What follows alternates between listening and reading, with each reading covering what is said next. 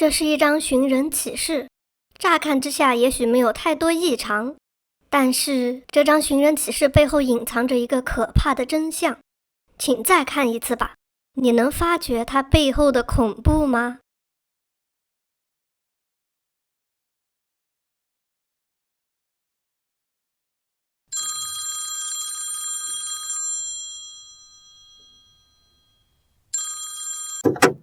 你好，红脸姨事务所。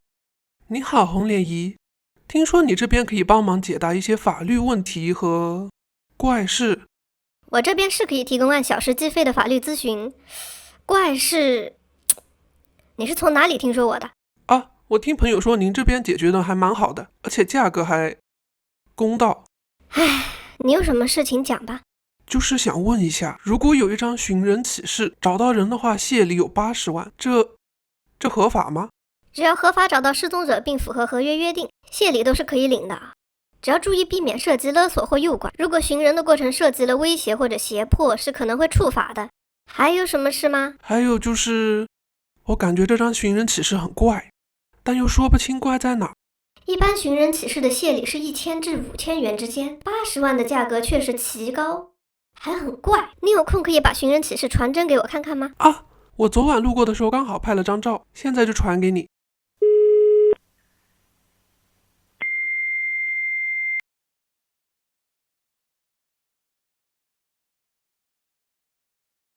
失踪人是50多岁的男子，发起人是20岁左右的男青年。不知为何，这张寻人启事确实给人一种奇怪的感受。你打过下面这个联系电话吗？打过了，他的意思是只要找到人，钱不是问题。一般的寻人启事会印出失踪人的照片，但这份寻人启事还印了发起人的照片。右下角的人是他吗？他和失踪人是什么关系呢？失踪人是他父亲，但是他话不多，还一直咳嗽，说话声音又小，我就没有问太多。右下角的照片应该就是他吧，20出头的样子。你看他像能一下拿出那么多钱的样子吗？也不要用外貌来判断别人。如果你觉得怪的话，建议就不要参与了。如果之后有发现什么实际问题，最好也报警处理。我这边应该帮不上什么忙啊。但是其实我看见过这个失踪人。在哪里？我是在居酒屋工作的，每天晚上1点下班的时候，总在一个3岔路口看见这个人。他站着或者慢慢的来回走，好像是在等人的样子，但我不确定是不是他，也不敢去确认。为什么要半夜在外面闲晃呢？你觉得会不会是诈骗？一般这种寻人启事都是民众自己印自己贴的，有时候看起来怪怪的也很正常。高额谢礼也许只是找人心切，半夜在外也没有特别的证据证明这是诈骗。我这边只能建议你在保障自身安全的前提下，避免威胁或者胁迫的和他交流。如果有安全疑虑，还是建议报警，让警察来处理吧。好吧，今天谢谢你了。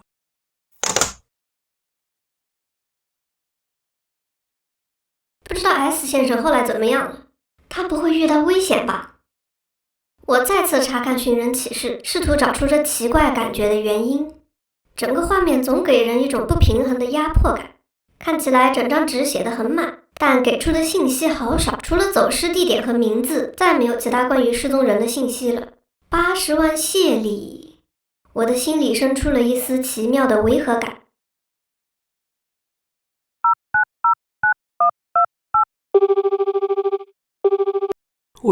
喂，您好，我是红脸姨事务所，请问是你张贴的寻找陈建红的寻人启事吗？事务所，是我在找人啊，我这边是想协助找人，所以打电话来请教一些事情，叫我红脸姨就好。请问您怎么称呼？小陈。小陈先生，我想问一下，失踪人是你的父亲吧？那么右下角的照片是您自己吗？是。可以的话，想请教一下您父亲的身高、走失时穿的衣物，还有虽然很冒昧，但您父亲是有什么记忆或认知上的困难吗？还有他走失的地点大概是在南岭庄的哪里呢？需要的信息都写在寻人启事里了。我是在南岭庄看到的启事，那你应该也是住在附近吧？你有亲自去找过父亲的线索吗？没有，我工作很忙啊。那您的母亲？我没有母亲，你不要再问东问西的，按照我写的做。等我确认后，谢礼一定会给你的。没别的事，我先挂了。假设小陈先生说的都是真话，那么一个可怕的想法开始在我的心里浮现。啊，是 S。 你好，你好，有什么事吗？就跟你汇报一下后来的情况。事情变得更怪了。更怪了？上个礼拜跟你通话后，我有一天下班的时候又遇到他了，但他好像不知道有人在找他。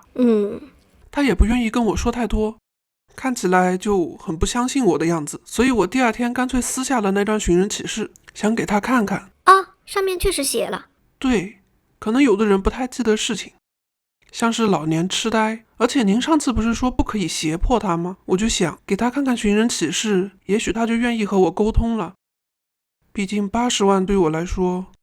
后来怎么样了？那天晚上我从居酒屋下班，果然又看见他在那个三岔路口，我就拿着寻人启事想去跟他搭话，但是他晃晃悠悠的越走越远，我叫了好几声他都不答应。你那天也是半夜1点下的班吗？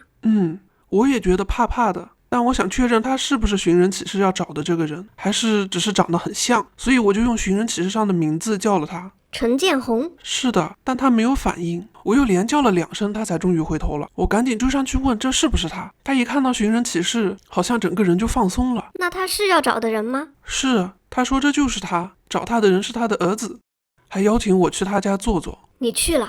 是的，他让我坐在椅子上，给我倒了杯茶但是我没敢喝。他没告诉我太多事情，但是态度好多了，还给我留了电话，说明天就会跟我一起去见他儿子。那你拿到80万了吗？还没。那天以后他儿子的电话就打不通了，他的也没人接。我路过那个三岔路口时再也没见过他了。也许他们后来相会了，虽然没拿到钱，但是如果是你让他意识到儿子在找他，也算是一桩好事。如果是这样就好了。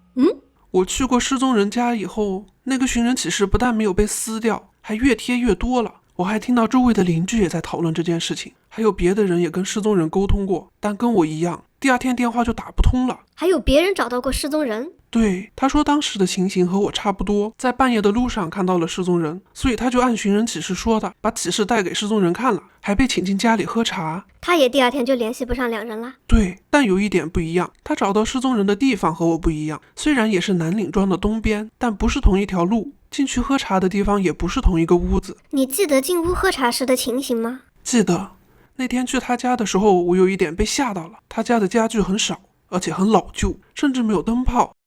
我们聊天的时候都是点的蜡烛，现在想起来，也许因为那根本就不是他的家，只是临时找的废弃的房子，所以才那么破旧，而且没有通电。我和邻居聊完以后，心里越来越不舒服，所以报警了。但是因为没有受伤，也没有钱财损失，警察只是提醒我们以后注意。录完笔录就让我们走了。你有哪里感觉不舒服吗？没有，我身体感觉没什么问题，只是心里。不过谢谢你，跟你说出来以后好多了。没关系。你对这件事情有什么想法吗？既然你们都没事，我觉得还是别说的好。嘿，你这样说一半不说一半，让人很难受哎。好吧，但这真的只是我的主观臆测，请千万不要当真。S 先生，你现在手上有寻人启事的照片吗？有。你之前说感觉他怪怪的，有没有想过他具体怪在哪？就是多了一张照片，谢礼特别的高，还有就是字很多，很密集。高额谢礼也许说明发起人非常急切的想要找到亲人，还有大部分寻人启事都会尽量多写，给出更多信息，比如身高、失踪时所穿的衣物，甚至失踪人的方言口音等等。毕竟写的字越多，等于给出的信息越多，总感觉找到的概率就越大一样。我想这是大部分人会有的心态。而这张寻人启事 S 先生，你虽然说他字很多而且很密集，但仔细看的话就会发现，其实他所给出的关于失踪人的信息异常的少，只有失踪地点和姓名。难道发起人对父亲的了解就只有姓名和失踪的地点吗？确实是这样，急切的想找到亲人，但对亲人的了解却那么少，不是很矛盾吗？还有一个让人感觉奇怪的原因，就是整个画面的排布方式，大量的字挤在画面的上半部分，而画面的下半部分却空空的。不对，这幅画面给我的感觉，与其说是因为上面拥挤使得下面空，不如说是为了给下面省出空间，不得不把所有文字挤在上面。为了给下面省出空间，用来放自己的照片？是，发起人觉得这张照片是必要的。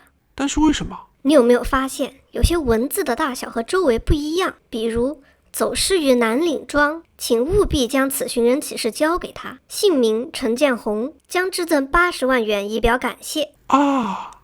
假如这些信息就是对发起人来说最重要的，那么根据我的理解，给出走失位置等于找到父亲对他来说很重要，请务必将此寻人启事交给他，等于让父亲看到我们眼前的这幅画面，特别是看到特意留出空间来放在右下角的这张照片很重要。将致赠80万元以表感谢，等于尽快的有尽可能多的人去找到父亲，并让父亲看到这幅画面很重要。那么为什么以上这些对发起人来说那么重要呢？为什么？我再说一次，这些都只是我的臆想，请千万不要当真。什么情况下一个儿子对父亲的了解会那么少？很可能父亲早就从家庭中缺席了，比如离异、意外怀孕、私生子，而且连母亲也很少告诉儿子关于父亲的事情，或者说连母亲也不了解父亲，这就侧面印证了我的猜测。假如说儿子的存在本身就是父亲的罪证呢？对儿子来说，让父亲看到自己的脸就等于揭发父亲的罪行。寻人启事上有发起人的照片，但没有发起人的姓名，不觉得很奇怪吗？大部分的寻人启事都会写上联系人某某某，后面才是联系电话。为什么他愿意给出自己的照片，却不愿意给出自己的名字呢？那是因为不能给，他可能是随母亲姓的。所以他是私生子，但为什么会在这种时候去报复父亲呢？毕竟已经过去20几年了。他可能是父亲的私生子，甚至有可能他是性犯罪受害者所生下的孩子。性犯罪的判罚通常在10年以下，但极端恶劣情节可以达到20年，所以他可能不是选择在这种时候去报复父亲，而是父亲出狱了。出狱后的父亲很可能回到之前的居所南岭庄，所以儿子到处张贴寻人启事，我猜是用来赶走父亲，保护母亲。太可怕了，那我不是被利用了吗？刚刚不是说了吗？这只是我的猜测，请不要当真啊。对了，你知道寻人启事的张贴范围吗？它都贴在哪些地方？只在我家附近看见过，我住在南岭庄的西边。那是个什么样的地方啊？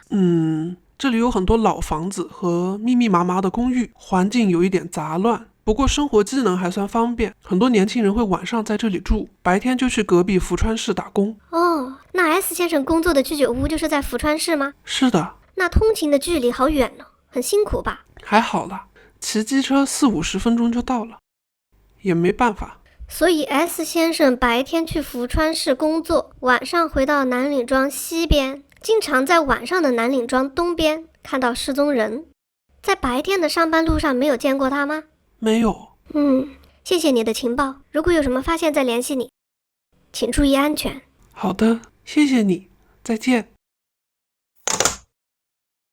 假如我的猜测是对的，那父亲每次会出现在不同的路上，住不同的屋子，应该是出于不希望再被找到的心理。但每天晚上都站在某条路上的举动，又像是希望被找到一样，总感觉心里堵堵的。这真的是真相吗？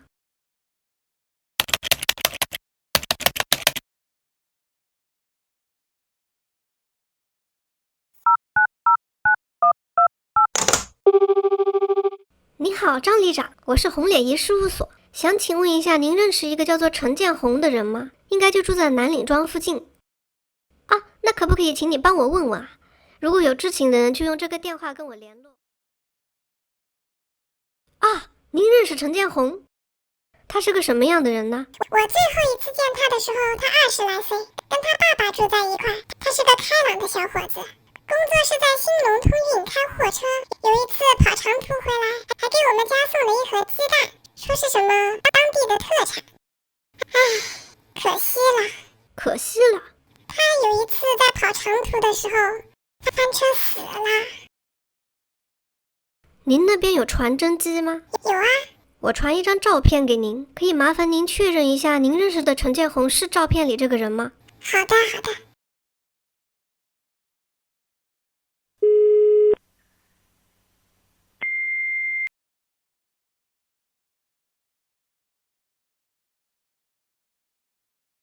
这就是照片里这个人啊，但是他还活着。这就是右下角照片里这个小伙子。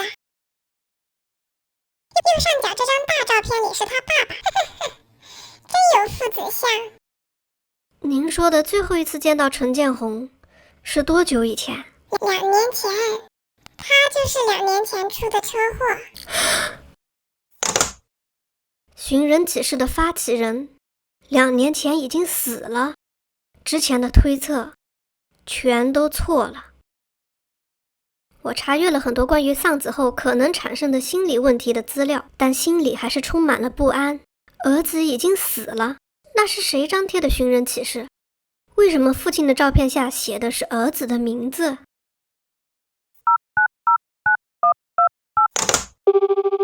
喂，黑老师，我是红脸姨，好久不见。黑老师是我的大学同学，我们曾经一起逃课，泡在图书馆读书。他是一个知识杂家，天文到地理，科学到玄学，没有他不敢翻的书。我邀请过他一起来经营事务所，但他拒绝了，所以我们已经好几年没有再联系了。但这一次，不安驱使我拨通了他的电话。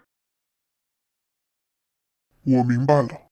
S 先生发现一张奇怪的寻人启事，于是打电话咨询了你。S 先生找到人后，发起人和失踪人都消失了。你本以为是儿子贴的寻人启事，为了利用 S 先生的人去恐吓父亲，但发现儿子其实已经死了，所以你把之前的猜测全都推翻了。对，你有什么看法吗？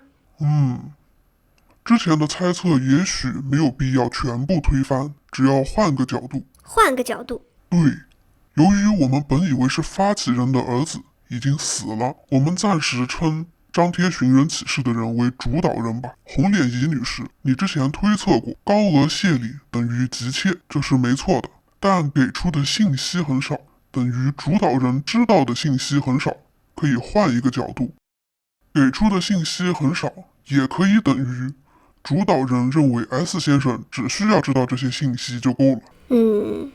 按照这个思路往下推论，父亲多次在特定的时刻、特定的区域被发现，等于主导人需要他在那个时刻、那个区域被发现。S 先生找到父亲进屋喝茶后，第二天父亲就消失了，等于主导人的目的已经达到了。换句话说， S 先生对他来说已经没有用了。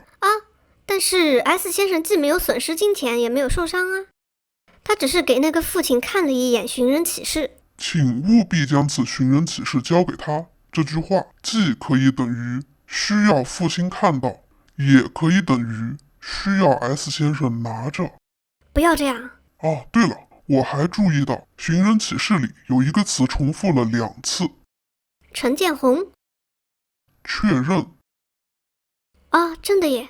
但你仔细想一想，这张寻人启事所给出的信息那么少，到底是要确认什么？在 S 先生的描述中，他是怎么确认看到的人就是失踪人的？他叫了纸上的这个名字。陈建宏。是的，可能这个父亲听力不太好。S 先生说叫了好几声他才回头。具体是叫了几声？但他没有反应，我又连叫了2声，他才终于回头了。3声。那延续之前的方法来推论，父亲不是被叫了3声才听见，而是需要 S 先生拿着寻人启事叫这个名字3遍。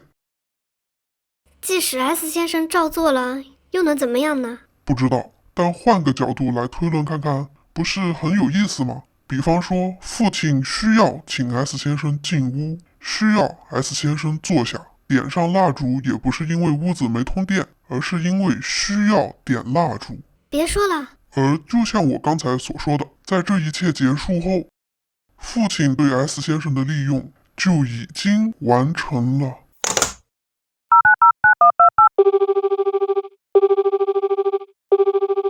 喂，太好了，你接电话了，我是红脸姨，你最近还好？红脸姨是谁？